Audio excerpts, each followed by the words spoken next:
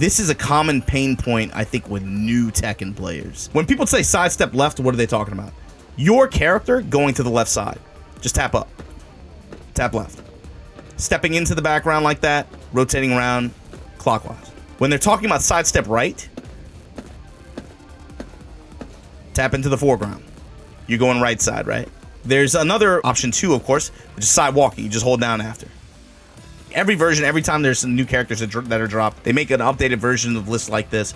And while these might give you a very general, very highly reduced idea of which direction you want to go, the truth is these games have a ton of nuance. While some characters have a side where generally they might have fewer attacks that will hit you if you step to that direction, they might have attacks that do. The problem isn't how to sidestep. The problem is what to sidestep and when to sidestep. You play a match and they're saying just sidestep. Well, you're like, okay, well, we're playing here, right? I'm just going to sidestep randomly. That's not going to work, though. Your sidestep and your sidestep ability comes from playing the game and evaluating character matchups and player habits to have an idea of what specific attacks they are going to do from certain positions and from certain ranges and from certain situations. Then, if you know those attacks, you know which ones are linear, do not hit steps, or which ones are more radial, where they have passive tracking to those sides or whatever. And that's just something that you'll come around to the more you play. But I thought of this character as a good first case example, Jack, right? So a common attack that you'll see with this character at, I think, even all levels of play, but especially at higher levels of play, the jackhammer. So peep this attack. They're going to be doing this a lot at range like 2, range 1, kind of far out like this. You're going to see this attack a lot. Your favorite Tekken player, just sidestep that, bro. But what does that mean? So when you want to test this stuff, what I recommend is you hop in the training mode, you find the attack, right? Look, you can look in the move list, do a jab, then do the attack. 2, 4, 4, 1. And hold back. And you put the jab in there because not only does it give the opponent 1+ frame, but you want to practice the timing of actually reacting to the actual attack. This kind of sets a control. So I know that if I can do this as a solution after my opponent has plus frames, then you know it's a real solution too. This is a safe attack, right? And they're telling me to just sidestep it. So let's see. Now remember, what did that chart say? Sidestep left, right? Yeah, it works. React to the attack. Yeah, you can sidestep left that. Now I know. This Jack player, he's finished. I checked the chart on Reddit. They said the sidestep left on Jack 8. I'm never losing to him again, right? Wait, what? I thought just sidestep left. Just sidestep, bro. Just sidestep. Some attacks in this game that are not specifically homing moves have passive tracking. So whereas characters like these with these little trails are specifically homing attacks, right? There are a ton of attacks in this game that have passive tracking to one side. And now you're starting to get into, like, you're developing the actual matchup knowledge. Yes, sidestep left is a threat against Jack against some attacks, but there are other attacks that might be able to catch that. That's where you kind of develop some matchup knowledge. And again, it's more about, you're not just sidestep, you have to know specifically what kind of attacks you're looking to sidestep. Practicing sidestep block, canceling your sidestep into a block, a guard. So even if it's something that hits you, you can guard in time. And so in the case of Jack, right, his upper, you sidestep block that, you can 3-3 him for that. Or you can go right. Of course, once you do that, you might be susceptible to the jackhammer and some other attacks. But that's kind of the game you're playing. And that's kind of where you develop the matchup from there. You know, oh man, if I'm standing here, he's probably looking to snipe me with an uppercut or a jackhammer. So now let's play based on the read, right? Is he going to try to do a jackhammer or is he going to try to do an uppercut? I think he's going to upper. Okay, I got hit. Whatever. It's about knowing what specific threats there are from a specific range and a specific pattern. I'll give you another easy one. It's specific attacks and also specific ranges, right? So this one's a classic. I know this one well. A scrub killer attack that he has from far range, right? You got to think like, how's he gonna make this approach? He's so far out. Automatic approach, dude. Just 4-4-4, right? Commando roll, just get on in there. So check this out. It's a mid, right?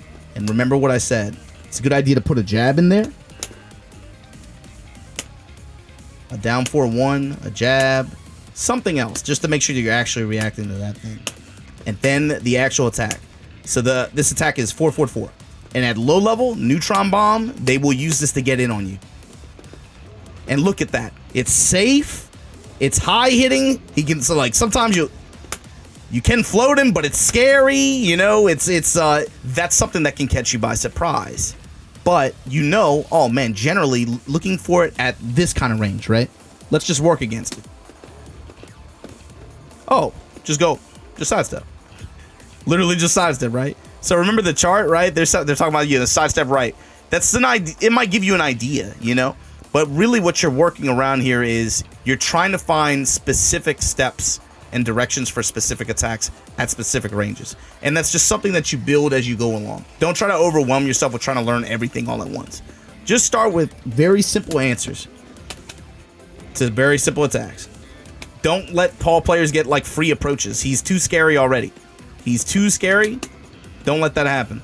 Another concept that I want to showcase or show to you is the idea of canceling your sidestep into blocks or other actions. So, same thing, right? Just kind of just experimenting. This is another character who's a big, I think a big roadblock for beginners. But one of her heat engagers is off of a sidestep attack. Her sidestep right kick. Up close like this. Same, you just treat it the same way. Block the jab. React to the attack. Oh, you just go right side on her. For this specific attack, going right works. Okay, left it seems like has a little bit of a harder time. When you step, cancel your step into holding back. Cancel your step into a guard. That way, if you're wrong, right? Maybe if you thought that they were going to do something else and you step to the right, they do this attack. That way you're able to safely block it in time, you know? You just step and then hold back. But maybe you get poked by the down forward 1 or another homing attack in that process. See? Her down forward 1 will check you if you try to go to that side. But that's why you just sidestep guard. Sidestep and very quickly go to the block position. And you'll cancel it into a guard. And so that way if she does the sidestep 4, you might score the whiff. But if she does anything else, you'll still block it and you'll be safe. Some of you just got to just practice. But it's part of getting faster and part of creating better defense in the game. This game has lots of strings and lots of attacks where it's a natural reaction to quote-unquote take your turn. But the first time you fight someone and they do something to you that's like -4, -3, something like that, where it's natural for you to try to take your turn with a jab, right? Because that's your fastest attack. You get a plus frame if they block. The first time you hit someone or someone hits you and you try to jab them back and they move, that's like the first, your mind's going to be blown. This is when it actually becomes like a 3D game and you're really starting to get deeper into the Yomi layers. Then that's where you start to have to play around the 3D plane, right? Where when you get on the Z-axis where you have to dash to realign, or knowing what options you have that can catch that step to that side, that track well to that side. And that's stuff that's very granular. You're going to have to really get into your character knowledge with that. Also, it's going to make you refocus on your homing attacks, you know, that kind of thing. This is also a really good way, of course, even at lower levels, to be able to create openings. But in moments where it's natural for the opponent to try to take their turn, stepping, anticipating them to take their turn, and even though a jab doesn't have that much of a recovery window, it does have one. Again, if you are a character that has a high value 1-string, jab string like this, right? Remember, your jab is your fastest attack. So knowing your character's punishes and routes off of it that are guaranteed. So for example, Azucena, 1-1 by itself, +8 into stance. So you get a mix. That's generally pretty good value. So anytime I can squeeze in a jab punish, I know I'm going to get a mix off of it. That's pretty high value. I value that a lot. This kind of play is going to really make your, like, you're really going to see the fruits of that. Situations like this where you're up close, there's a string ender or an attack where one player naturally inclined to press, specifically their jab. Their jab is their fastest attack, and you're taking advantage of the player's natural reaction, right? So, for example, I'll just send us down back 4, minus on hit. It's natural for people to try to press on it, right? Or if they don't punish it. But that's when you sidestep and their jab whiffs. And this creates an entirely new kind of like RPS. See? So this is where characters and knowing your character about their jab in particular. Up close, right? It's natural for me to take my turn here. Look at that. Just like that. I whiffed a jab. All I did was whiff a jab. It's not that high of a risk, right? But look at what the Azucena player gets in that situation. For me, taking advantage of my... Again, this is a natural reaction. And look what she gets. Plus frames in the mix. All that just off of a jab whiff punish. So sometimes, even though like stepping randomly isn't what you want to do, you want to be a little bit more targeted and focused on what you want to try to step and which way you want to go. Situations like this, when it's compact play, sometimes just getting a plus frame, step. See what your opponent gives you. Are they the type that's going to mash jab? Are they the type that's going to mash a hop kick or something like that? You'd be surprised. Sometimes some players, man, you pressure them a little bit or you hit them with something that's -4, -5 or something like that. They might be just auto-programmed just to take their turn, right? That's when you make this happen. Stepping the jab. And then this is where the wheel rotates. See, if you know that they're going to do that, you delay. Or you step with them. Or you duck. But that's the kind of concept, that's the kind of idea. It's just something that I think for newer players, Tekken players kind of get in the habit of just being like, yo, just sidestep that, bro, or whatever. But they don't really like elaborate or break it down too often. Having someone explain it to me like that would have helped a lot. This is kind of, I think, more precise application of trying to situations where you might look to try to do it.